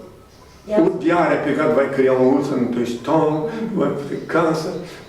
Invejar é pecado, gravíssimo. Quando tu inveja alguma coisa, tu nunca vai ficar patinando num labirinto sem chance de ter nada. Tu inveja o teu irmão, que ele tem um carro novo, se tu não inveja ele, tu pode pedir ao pai, ele te dá um mais novo ainda que o teu irmão, mais bonito. Mas tu inveja ele, vai ficar patinando. Verdade. Por que eu falei há 2000 anos para perdoar? Perdoar, eu disse mesmo, pai, perdoar, eles não sabem o que fazem, e para perdoar. Peraí, deixa eu concluir. Desculpa. Por que eu falei para perdoar? Por quê? Tem que ver, é porque eu sou bom? Eu disse que eu não sou bom, meu pai é bom, ele faz razão. Eu falei para perdoar, vou explicar para você. Se tens alguém desafeto, alguém que te odeia, tu odeia ele, alguém que te ofendeu, tu fica guardando mágoa dele, tu fica sócio de todas as desgraças que aconteceram com ele. Todas as vezes que ele cometeu mais um outro pecado com alguém, tu está ali junto. Tuas energias estão misturadas com a dele.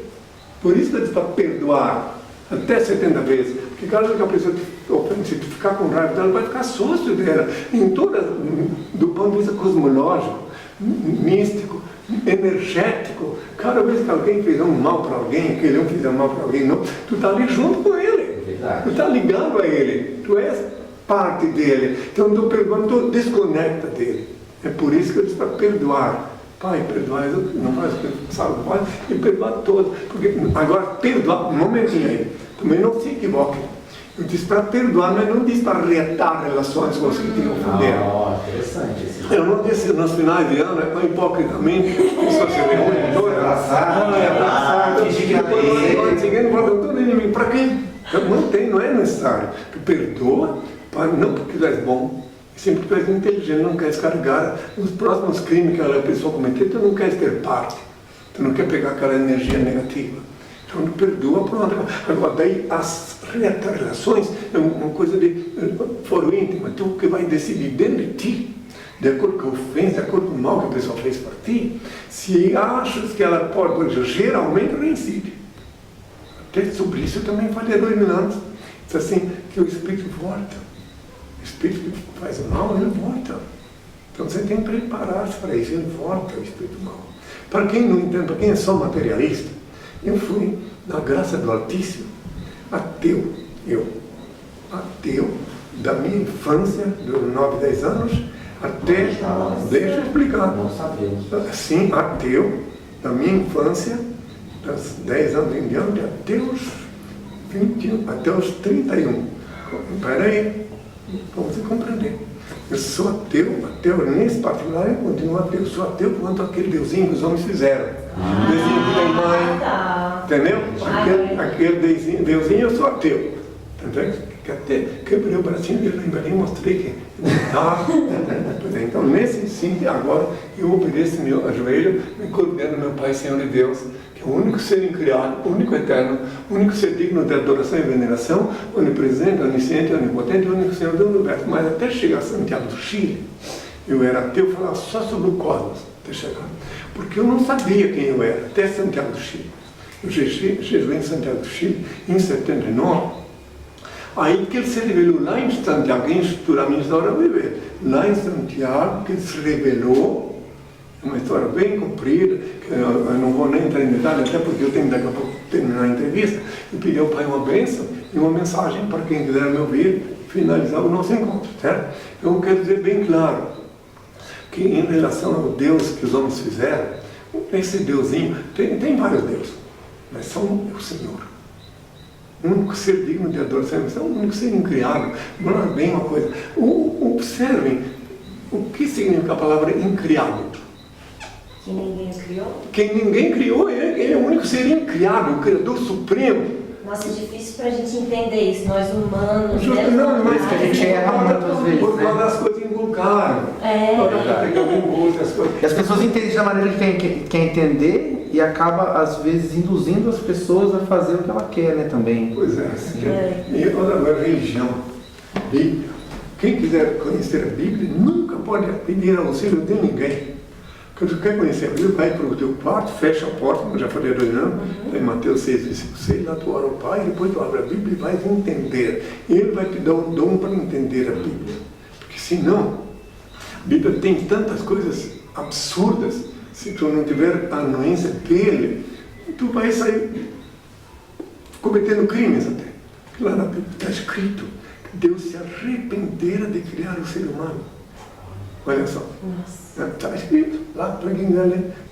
Então, quer dizer, meu Deus, o meu Senhor e meu Deus nunca se arrepende de nada que Ele faz. Outra coisa, Deus castiga, isso é uma força de expressão. Deus não castiga ninguém. Vou explicar quem é que castiga. Deus não castiga. Pode matar, pode fazer o que tu quiser, não vai te castigar. Ele não. É a lei dele que te castiga. Quando tu comete um crime, sabe? A tua cabeça vai construir um látigo para te açoitar. Tu mesmo vai te maltratar depois de cometer o crime, sem saber. Então, por isso é melhor andar pela lei. Ele deu livre-arbítrio para o ser humano. Tu pode sempre reto, equilíbrio. Isso não tem a ver com política nem religião. Equilíbrio, centro. Não pende nem para a esquerda nem para a direita. Centro é equilíbrio. Porque Deus pode... O demônio, o que é o demônio? Conhece, já ouviu falar nele? Sim. Você encontrou com ele? O demônio, tá vendo? Olha como é que ele se pensa. O demônio não é um macaco com rabo e chifre, como vos ensinaram na catequese em Augusto. O demônio é uma energia. E preste bem atenção. Quem não tem demônio, morre. Porque a energia é igual a essa luz. Se tira o negativo, ela apaga. Então o espírito teu é um espírito energético. Então se tu não souber te conduzir, tu pende para o lado esquerdo, não falando em política, em cima falando do esquerdo, que é o negativo, e daí o que acontece? Os espíritos negativos vão se acercar de ti para te ajudar a cometer delitos. Porque a lei da atração traz eles para ti. Tu faz uma boa obra, os espíritos do bem vão se acercar de ti, e tu vai sentir feliz, bem, mostrando sempre. É assim o todo da lei. Tem que descobrir. E aí, que tu descobrir tudo, se tu aprender a te amar a ti mesmo, depois de Deus, acima de tudo. Depois de Deus, acima de tudo, tu tem que amar. Senão tu é um ser desprezível. Então tu te ama, depois Deus acima de tudo, ele pode distribuir amor. Aí as pessoas que encontram, elas sentem que estão dentro de um ser amoroso, um ser que se ama. A pessoa fica com uma aura boa, né? E se a pessoa fica com raiva, com ódio de alguém, então ela fica com aquela cara de, sabe, sabe, né? Esfregão mal lavado. E as pessoas têm muitas curiosidades. Agora, mais uma pergunta, eu vou fazer uma momento. Eu vou deixar para vocês. Mandem pergunta se quiserem.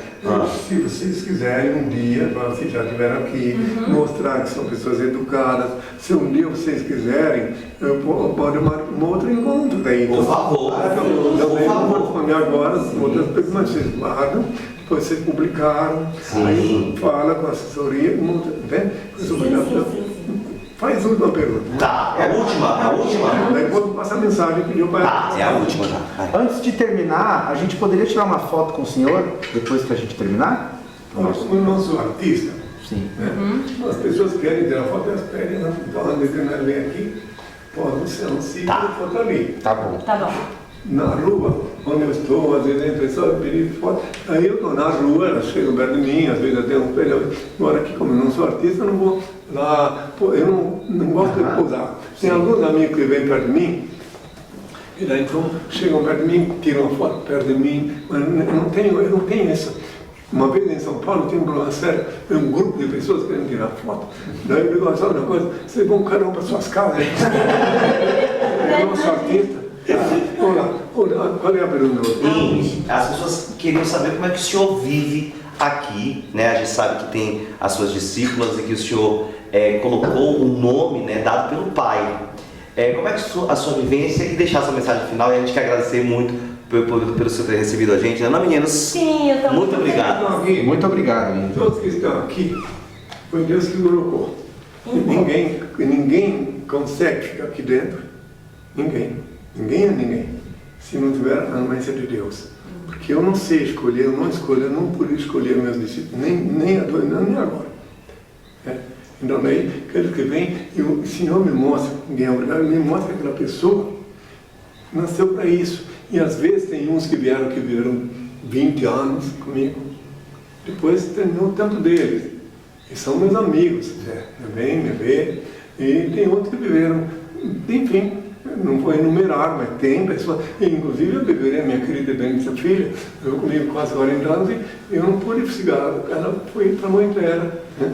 Eu queria que eu mostrasse para ele depois o link, eu beberei, já que ele é amazonense, eu lá devolvendo a minha filha para a mãe dela, aqui nesse cemitério.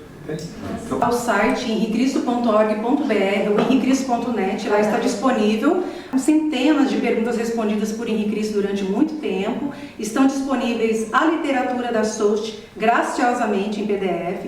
Tem o livro Despertador Explosivo, volume 1, com repleto de ilustrações, tá?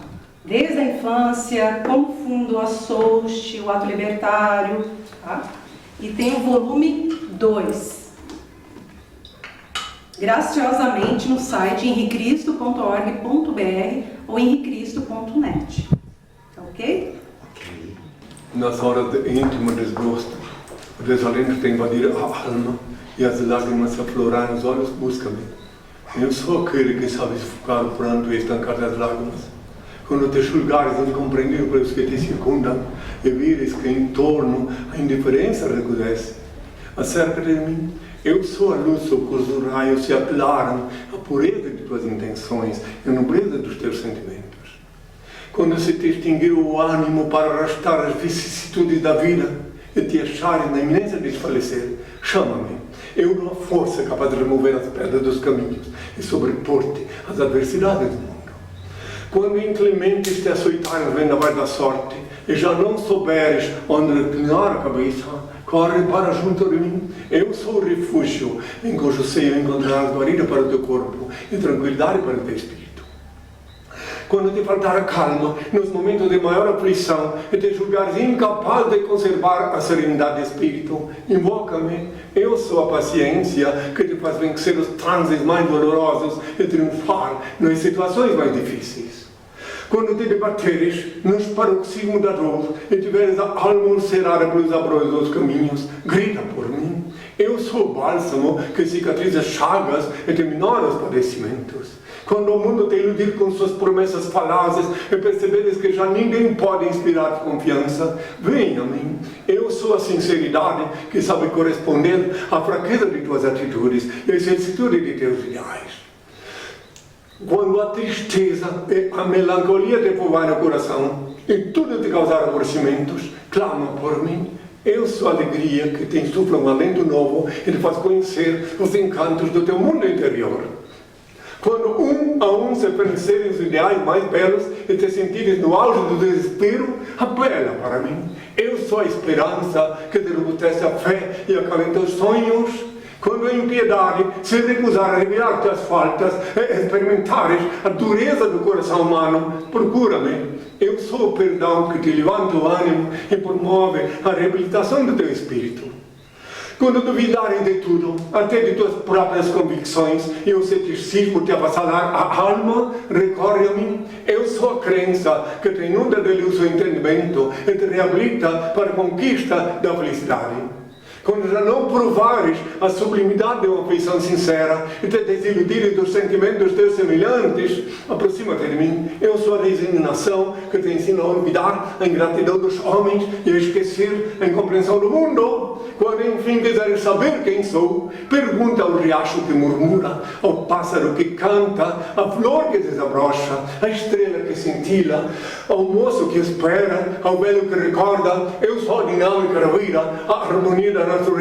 Chame-me amor, o remédio para todos os males que te atormentam o espírito. Estende-me, pois, tua mão, ó alma, filha da minha alma, e eu te conduzirei numa sequência de êxtase e deslumbramentos a serenas mansões do infinito, sob a luz brilhante da eternidade. Eu sou o alfa e o ômega, o começo e o fim, a estrela resplandecente da manhã. Meu Pai e eu somos uma só coisa. Eu sou a luz do mundo, a verdade e a vida. Eu sou o caminho. Ninguém é meu Pai senão por mim.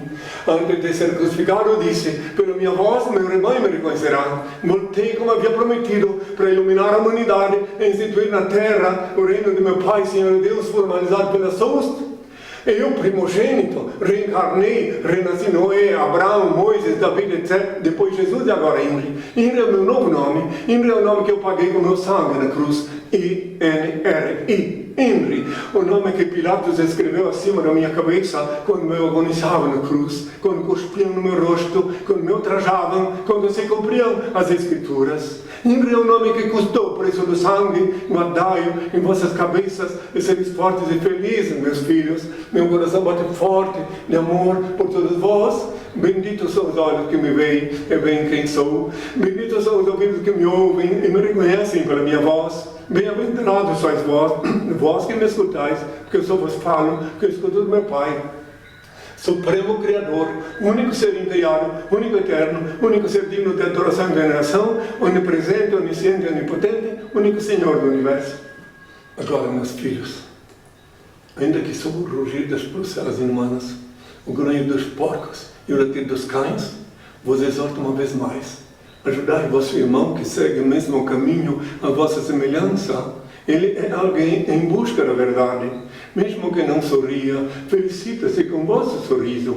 Aproximai-vos e oferecei-lhe amizade. Vós possuís o valioso tesouro da fé, que possivelmente não enriquece o espírito. Vencei a antipatia que possa inspirar um primeiro encontro e aproximai-vos mais. Não vos impressioneis negativamente. Estes corações aguardam alguém. Despertai-os, essas almas necessitam de auxílio. Socorrei-as, não vos detenhais nas aparências. Há muitas enfermidades disfarçadas em tecidos caros. Não vos importeis se menosprezam vossa generosidade fraterna. Talvez estejam estes atormentados espirituais em busca de alguém que os esclareça e trate. Não vos arrependais se não vos recebem. Na tormenta em que se demoram, certamente se desacostumaram a crer na manifestação da ternura alheia. Insisti discretamente, toda alma requer compreensão e carinho. Se vós não vos sentis inspirados pelo Criador e tiverdes tomando sobre vós o encargo que não vos foi confiado, a transcendental genialidade vos mostrará a grande luz da verdade. Passareis a receber então a excelsa inspiração do Pai. Seja qual for o resultado de vossa tentativa, vale. Experimentai novamente, ajudai outrem, coloquai ao alcance dos outros a fonte generosa da amizade, oferecendo-lhes as águas cantantes do amor fraternal. O verdadeiro amor surge na urna da amizade honesta, como joia preciosa da verdadeira afeição. Amor é luz no caminho, clareai vossa estrada. Todos vós haveis de reconhecer que a terra é a mãe purificadora em sofrimento, que pacientemente espera seus filhos queridos para o reencontro místico da renovação. Utilizai assim o magnetismo do amor para apresentar a todos o amigo sublime que mesmo nesse século de corações duros continua buscando almas para o meu reino de luz. O Pai eterno e inefável, Deus infalível, Criador do Universo, das culminâncias do teu reino, do trono do teu poder, no alto do qual teus olhos temíveis tudo descobrem, tudo veem. Abençoe teus filhos com saúde, luz e justiça, porque tua é toda glória, para todo sempre, ó Pai, que a paz seja com todos.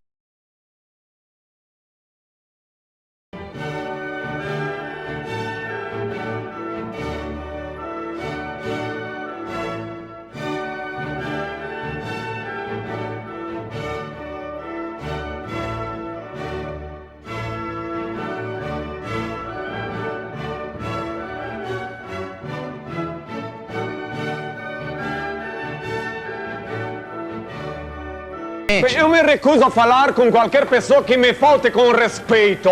Porque eu não voltei aqui para ser julgado, voltei para julgar os vivos e os mortos. Me ponho à disposição para responder perguntas na medida que respeitem o meu direito de responder. Bem-aventurados pobres de espírito, o reino do céu será deles. Bem-aventurados mansos, eles herdarão a terra. Bem-aventurados que choram, eles serão consolados. Bem-aventurados que têm fome e sede de justiça, eles serão saciados. Bem-aventurados